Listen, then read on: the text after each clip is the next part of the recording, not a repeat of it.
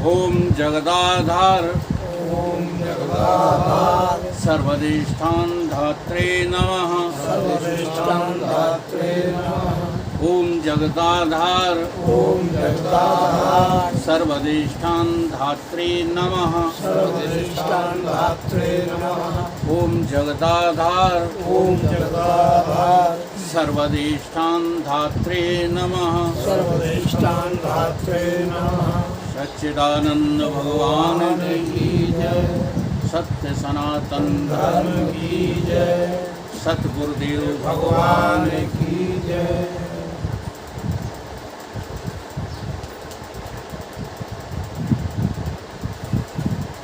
भगवान कृष्ण ने अर्जुन को समझाया,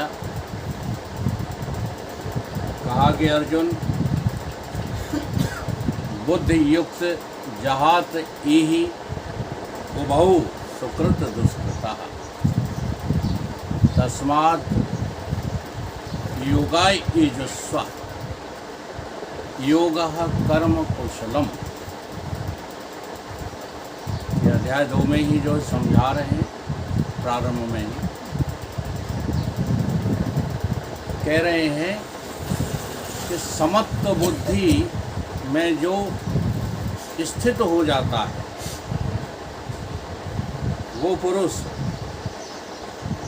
उभौ माने दोनों सुकृत और दुष्कृत में क्या कोई भेद नहीं देखता, बल्कि उनका परित्याग कर देता है। और जो ऐसा कर देता है अर्जुन, वो कैसा है? योग में स्थित है। तस्मात् योगाय, वो योग में स्थित होकर हो चुका है। और उसका फल क्या होता है? इस योग का क्या फल होता है कि वो कर्म बंधन से छूट जाता है। कर्म की कौशल्यता उसके जीवन में आ जाती है। हम जो कर्म कर रहे हैं इसमें कौशल नहीं है। जैसे कर्मों के द्वारा तुमने जो उन्नति की है वो कुशलता नहीं है। किसी के पास धन है, इज्जत है, शोहरत है, ये कोई कर्म कुशलता थोड़ी है। कर्म कौशल्यता उसको कहते हैं जिसमें आज तक तुम फंसे ना हो। कर्म बंधनों से जो है मुक्त जीव भी है। जीवों को कभी भी कर्म लिपायमान नहीं होते। ईश्वर तो जो है सुताई ही है। समता तुम्हारे भीतर तुम्हें इशारा करती रहती है, पर तुम सजग नहीं रहते। हर पल हर क्षण तुम्हारे हर कर्म में समता। इसलिए अध्याय 13 में जो है भगवान ने क्लियर कर दिया जाके, समम सर्वेषु भूतेषु। तुम सम हो, बाकी सब विषम है। जीव सम है, जैसा जीव सम है वैसा ईश्वर भी सम है। परंतु हमारी दृष्टि कहाँ रहती है? कार्य पर। अब देखो, कार्य करते हुए हम उसी समता की ओर चल रहे हैं, परंतु समझ नहीं पा रहे। अपन लोगों में एक जाति भंगी होती है। भंगी जब अपनी कन्या का विवाह करता है तो पंडितों के अतिरिक्त वो एक अलग संस्कार देता है अपनी कन्या को। अपने दामाद के हाथ में उसका हाथ रखते हुए कहता है कि आज से ये तुम्हारी पटरानी है, ब्राह्मणी है, क्षत्राणी है, जिसे इससे नीचा दर्जा मत देना। तो नहीं मानते हो तो पूछ लेना जाके मैं तरफ। अब ये जो बात कह रहा है वो कार्य की दृष्टि से कह रहा है, लेकिन इंगित कहाँ हो रहा है? इशारा कहाँ है? समता का। क्यों? और भगवान ने उसी गीता में कहा है, चंडाल में, हाथी में, चींटी में, कुत्ते में, हर जगह तू सम रूप से विद्यमान है, परंतु ये तुम्हारी विषमता उस समता को देखने नहीं देती, उसका अनुभव नहीं करने देती। है तो तू सम, क्या वो आत्मा नहीं है? भंगी है जो वो आत्मा नहीं है? लेकिन फिर ये कह क्यों रहा है? एक हमारे दाता जी महाराज हुए हैं हमारी गुरु परंपरा में, तो वो बैठे थे मेहतरानी रोटी ले करने के लिए। केवल दृष्टि का फर्क है, कार्य पर दृष्टि रखते हुए समता फैलाओगे तो तुम नष्ट भ्रष्ट हो जाओगे, और कारण पर यह दृष्टि है तुम्हारी, तो कार्य जो है मिथ्या है, सत्य नहीं है। मेहतरानी से भूख लगी थी, रोटी मांगी। मेहतरानी कहने लगी, महाराज मैं तो नष्ट भ्रष्ट हो जाऊंगी। मैंने कहा, भूखे को खाना खिलाने से नष्ट भ्रष्ट नहीं होते, बल्कि तुम्हें इसका पुण्य प्राप्त होगा। साधु भूखा है, कहती महाराज मैं अपने हाथ की रोटी कैसे दे सकती हूँ, ये हमारी रोटी है। उन्होंने कहा, अच्छा तुझसे पहले किसकी रोटी थी? जरा साधु की युक्ति देखिए। बुद्धि युक्त उसी को कहते हैं जिसकी बुद्धि में समता बैठ चुकी है। बुद्धि युक्त वो नहीं है जो कसरत करता है बुद्धि से, शास्त्रों को याद कर कर के समता सुनाता है, नहीं। बुद्धि में समता बैठी हुई है, तो विषमता नाम की चीज कोई संसार में है ही नहीं। विषमता एक बहुत बड़ा धोखा है। तो महाराज जी ने कहा, पहले किसकी रोटी थी? तो बोला, रानी की। रानी के हाथ में थी तो रानी की रोटी थी, मेहतरानी के हाथ में आ गई तो मेहतरानी की रोटी। अब जब मेरे हाथ में आ जाएगी तो किसकी होगी?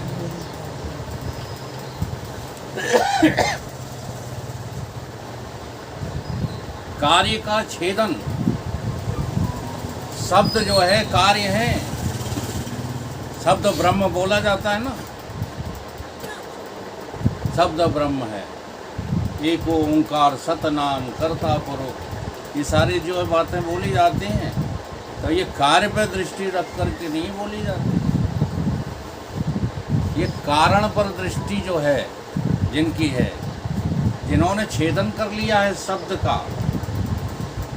विद्यते हृदय ग्रंथि क्षीयन्ते सर्व संशया, क्षीयन्ते चास्य कर्माणि तस्मिन् दृष्टि पारावर। वो सारे ब्रह्मांड से जो है पृथक खड़ा हुआ है, उसे किसी से लेना देना नहीं, लेकिन फिर भी जो है वो इस व्यवहार में वर्त लेता है, यही उसकी कर्म कौशल्यता है। तुम्हारे साथ रहता है, तुम्हारी तरह चलता है, तुम्हारी तरह खाता है, तुम्हारी तरह बैठता है, उठता है, संस्कारों का पालन करता है, फिर भी उसे किसी से लेना देना नहीं है। ये बात विषम बुद्धि वाले की समझ में आ ही नहीं सकती, इसीलिए ये शब्द इस्तेमाल किया गया, बुद्धि युक्त। जहात ही सुकृत दुष्कृता, वो पाप और पुण्य दोनों का क्या कर चुका है? त्याग कर चुका है। उसकी नज़र में न कोई पाप है और न कोई पुण्य है। तो दृष्टि तो जो है हमारी कार्य पर रहती है, ठीक, और सच्चाई जो है वो किसकी है? कारण की है।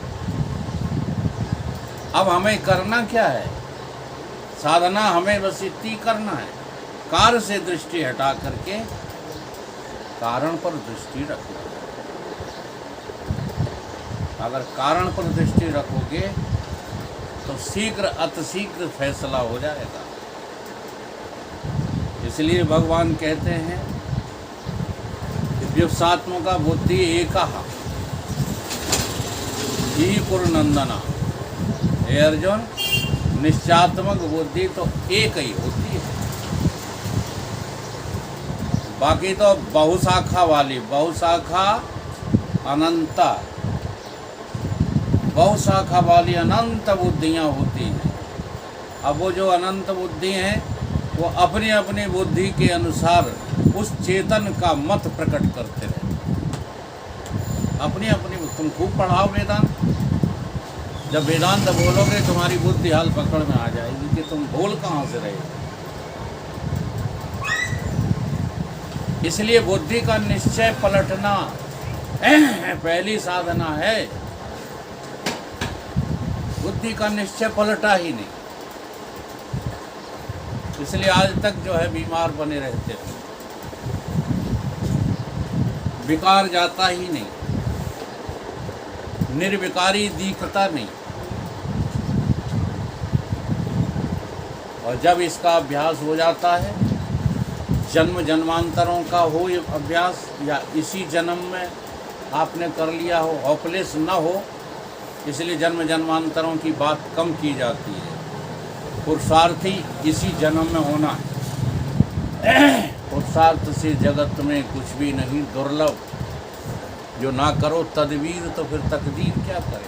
अब जहाँ तदबीर की बात आई वहीं तुम कर्मों में उलझ जाते हो। कर्म करो,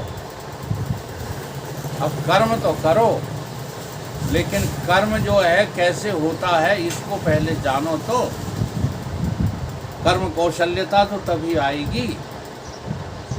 बिना योग में स्थित हुए आप कर्म करते रहते हो, बिना परमात्मा को जाने हुए कर्म करते रहते हो, इसलिए कर्म बंधन में पड़ जाते हो। सारा जन समुदाय यज्ञ अर्थ कर्म के अतिरिक्त जो भी कर्मों में लगे हुए हैं वो सब कर्म बंधन में फंसे। अब उस कर्म बंधन को ही तुम क्या बोलते रहते हो? कर्म कर्म कर्म। अगर आपका पुरुषार्थ बलवान होता पिछले जन्मों का, तो इस जन्म में देर न लगती, और इस जन्म का पुरुषार्थ यदि मजबूत होता तो फिर जो है तथाकथित वैराग्य क्यों धारण करते हो? हाँ, कपड़ा लत्ता बदलने से क्या हो जाएगा? बदलना है ना तो इसी को बदल डालो। जो नेचुरल पहन रखे हैं इन्हें क्यों नहीं बदल डालते? देहो अस्मिन् यथा देहि कुमारम यौवनम जरा, जबरदस्ती बदलवा लिए गए। अच्छा, तुम अपने पुरुषार्थ से बुढ़े हुए हो? ईमानदारी से बताना, तुमने बुढ़ापा लाने में कितनी मेहनत की? अपने आप आ गया कि? और मरने में कितनी मेहनत करोगे? अपने आप मर जाओगे। अरे पुरुषार्थ तो जो है जीवित रहने का है, तुम कभी मरते नहीं हो, इसमें प्रयत्न नहीं किया तुमने। तुम अमर होने को तो चले थे, लेकिन संसार देह के अभिमान से,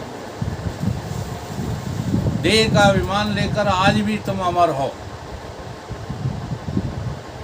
ऐसा लगता रहता है ये काम कर लेंगे तो हम अमर हो जाएंगे, ये काम कर लेंगे तो हम अमर हो जाएंगे। और कथाओं में भी इसी तरह उलझ जाते हो कि लक्ष्मण जी को संजीवनी बूटी मिली थी, वो संजीवनी बूटी मिल जाए तो हम अमर हो जाएंगे, जबकि वो संजीवनी बूटी तुम्हारे पास ही है,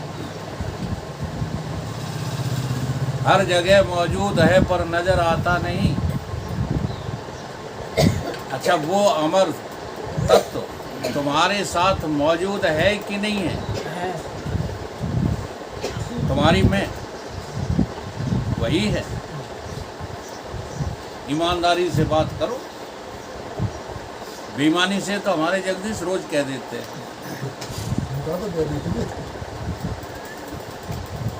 हम आत्मा है। अब कहाँ से आत्मा हो तुम? आत्मा तो सर्वत्र है, हर व्यापक सर्वत्र समाना, सब जगह आत्मा है, केवल तुम ही आत्मा नहीं हो। ये देखो कमाल की बात नहीं, सर्वत्र आत्मा है, सर्वकाल में आत्मा है, सर्वस्व आत्मा, लेकिन हमको है कहते हैं हम तो जो है ब्रह्म हो ही नहीं सकते। कल आश्रम पे एक टकरा गए साधु, साफ शब्दों में उन्होंने कह दिया, वकील साहब तुम्हारी बात हमारे पल्ले नहीं पड़ती, हम तो एक ही बात जानते हैं, हम भगवान कैसे हो सकते, हम हो ही नहीं सकते। लो 2 टका उनका जवाब। अब कौन समझाए इनको? ये पढ़ने वाले हैं वेदांत,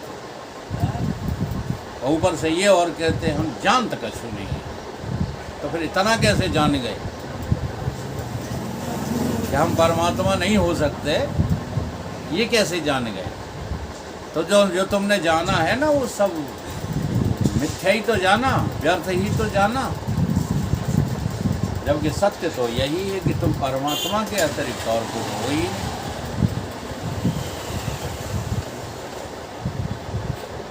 एक बहुत बड़ा पुरुषार्थी व्यक्ति कई जन्मों का पुरुषार्थ लेकर के इस धरा भूमि पर जो है जन्मा और डाकू रत्नाकर कहलाया, और उसके माता पिता और घर वालों ने इतने बुरे संस्कार जो है थोड़े से दिनों में भर दिए कि अगर कोई माल नहीं दे तो उसको जान से ख़त्म कर दो, फरसे से काट दो। लेकिन जब किया हुआ पुरुषार्थ जो है प्रकट होने को होता है तो परमात्मा का भी ईश्वर का भी उसमें सहयोग जो है लग जाता है। तुम तो केवल पुरुषार्थ करो, पुरुषार्थ की बहुत कमी है, पुरुषार्थ से जगत में कुछ भी नहीं दुर्लभ।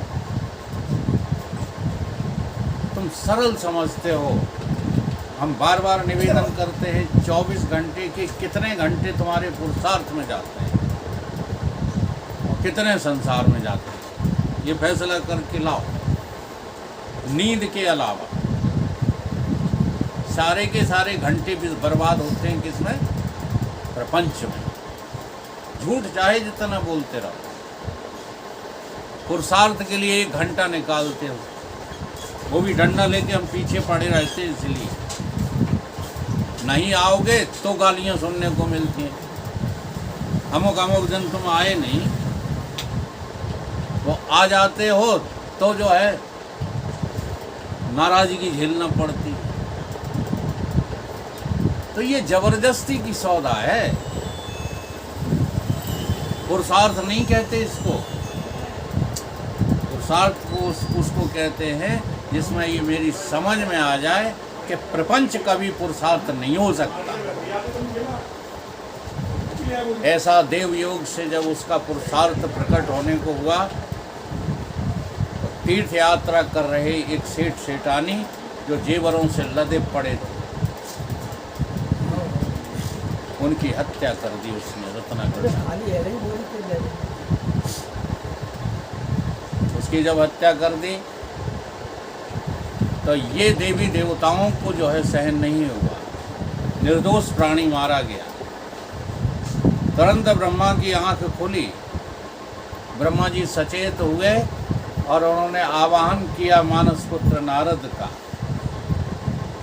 उन्हें कही नारद ये तुम घूमते रहते हो, ये घटना देखी? नारद बोले हाँ महाराज देखी, ये तो बड़ा क्रूर आदमी है। उन्हें कही आज के बाद ये क्रूरता छोड़ देगा, आज के बाद ये क्रूरता छोड़ देगा। उन्हें कही आज के बाद कैसे छोड़ देगा? उन्हें कही तुम छुड़वाओगे। ब्रह्मा जी ने, नारद जी हिल गए, बोले हमको पहले ही मार डालेगा वो, मैं क्या छुड़वाऊंगा? अरे नारद तुम्हें अपना पता ही नहीं है, तुम तो मेरे मानस पुत्र हो, तुम्हें मिटा सके जमाना, ये जमाने में दम नहीं। जमाना तुमसे है, तुम जमाने से नहीं। लेकिन तुम तो जो है जमाने के लिए, जमाने से, जमाने के द्वारा ही बहते रहते हो। आपकी कथा है, आप ही नारद हो, लेकिन आप अपने स्वरूप को समझते नहीं, तो दूसरों को क्या समझाओगे? नारद जी ने कहा ठीक है, ऐसी ही बात है, तो हम फिर ये रिस्क लेते हैं। तो पहुंच गए, वही प्रक्रिया हुई, खबरदार किया उसने। जब उन्होंने देखा तो कहने लगा कि अरे तू तो जेवरों की जगह फूलों को धारण किए हुए है। नारद कहते हैं एक एक फूल मेरा जो है 1-1 करोड़ का है। तो उन्होंने कहा बिकेंगे कहाँ? अब वो तो मूर्ख था ही। उन्होंने कहा ये बिकेंगे हमारे ही द्वारा, हम इनको खरीदेंगे 1-1 करोड़ में 1-1 फूल का हार। लेकिन तब ये ऐसा होगा जब मेरी एक बात का जवाब तू दे देगा, तो ये फूल ही तेरे लिए जेवरात बन जाएंगे। अनमोल चीज़ तुझे देने वाला हूँ।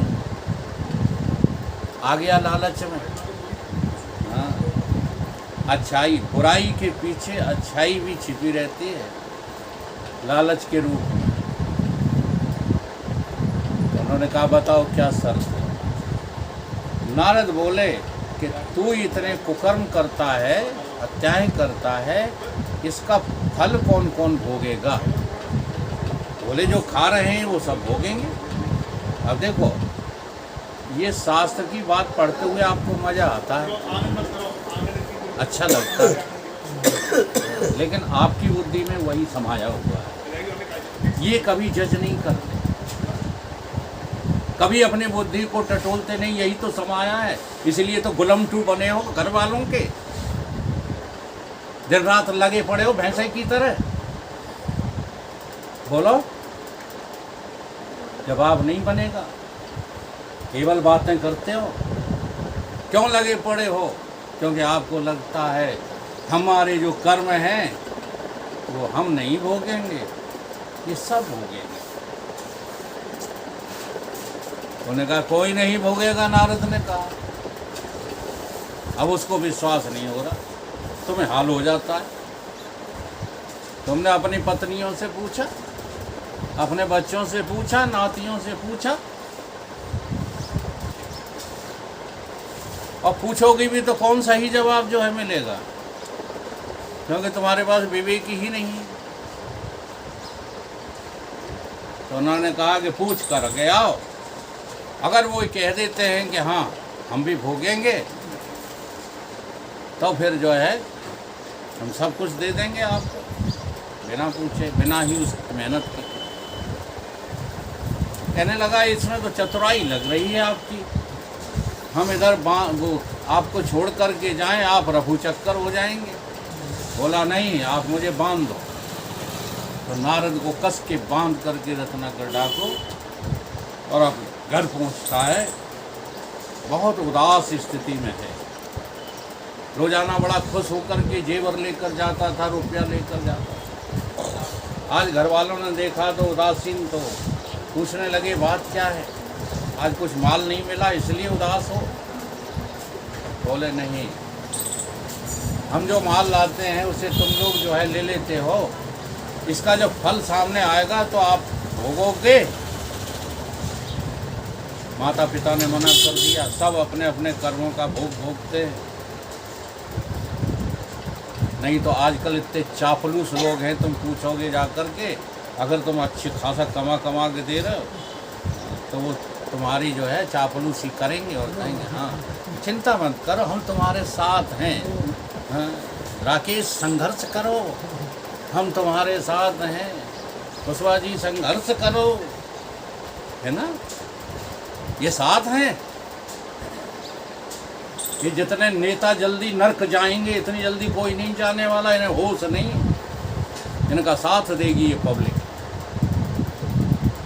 ये उन पर व्यंग है, सबके साथ यही बात लागू। वैराग्य हंसी ठट्टा समझ रखा है, चिपके रहते हो दिन रात उन्हीं में। और इतनी ताकत से मैं बोलता हूं तो परीक्षण कर लो हमारा। हम तो ये कहते हैं केवल ब्लेम लगाने से काम नहीं चलेगा। ये भी पत्नी और बच्चों के साथ रहते हैं और हमको सुनाते रहते हैं, धौंस देते रहते हैं। नहीं, साथ में रहकर देखिएगा, एक मिनट बर्बाद नहीं करते हम। जी हाँ, सारी पुरुषार्थिक कार्रवाइयाँ मेरे जीवन के अंग बन गई हैं। साथ में रह को तब पता चलता है, दूर दूर से नहीं पता चलता। दूरभाष में तो जो तुमने देख लिया वही सत्य मानोगे। निज अनुभव तो तभी होता है जब बिल्कुल संसर्ग में रहा जाता है 24 घंटे। सबने मना कर दिया, बड़ा उदास हो गया, फरसा छोड़ दिया वहीं पर हाथ से। उदासीन स्थिति में नारद के पास जाके मुंह लटका के खड़े हो, ये तो जीवन मैंने बर्बाद कर लिया, अब इसका प्रायश्चित क्या होगा? उन्होंने कहा इसका प्रायश्चित होगा भगवान का भजन, और कोई प्रायश्चित नहीं है। अब उसी कथा को जो है आपके यहाँ प्रस्तुत किया जाता है कि उल्टा नाम जपा जग जाना, वाल्मीकि भय ब्रह्मो समाना। तो उल्टा क्या? अब यहाँ देख लो, अर्थ का अनर्थ क्यों कर डालते हो? मरा मरा मरा मरा मरा मरा मरा मरा जपने से राम राम हो जाता है, इसमें कोई संदेह नहीं है। लेकिन राम का जपना क्या है और ये पलटना क्या है? जब पलट जाओगे ना तुम, तो जीवन तुम्हारा धन्य हो जाएगा। ये प्रश्न ही खत्म हो जाएगा आपका कि मैं कौन हूं। उसी क्षण आप जीवत्व को प्राप्त हो जाएंगे। अभी आपको खटका ही नहीं है कि आगे चल कर के हमें क्या होना है। बस एक झूठा जो है मान्यता मान रखी है, झूठी मान्यता। क्या अब सत्संग हम करते हैं और वकील साहब भी कहते रहते हैं कि श्रीमान पुरुषों के यहाँ तो जन्मोगे, कोई नहीं जन्मेगा। यहाँ बहुत बड़ी हकीकत है, सबकी 84 राह देख रही हैं। होश में आ जाओ, नहीं तो विष्णु भगवान तुम्हारे पास में खड़े खड़े वरदान देते रहेंगे और तुम उन वरदानों का उल्लंघन करते रहोगे, क्योंकि प्रपंच तुम त्याग नहीं रहे। निष्प्रपंच होना जो है बड़ा कठिन काम है। एक बार आप निष्प्रपंच हो जाओ, ब्रह्म साक्षात्कार कराने की गारंटी हमारी। लेकिन निष्प्रपंच हम तुम्हें नहीं कर पाएंगे, उसके लिए तुम्हें पुरुषार्थ करना, क्योंकि वो तुम्हारी लगन है। लगे पड़े हो उसी में। मरघट जो है इंतजार कर रहा है। सांप का और मेंढक का खेल देखा?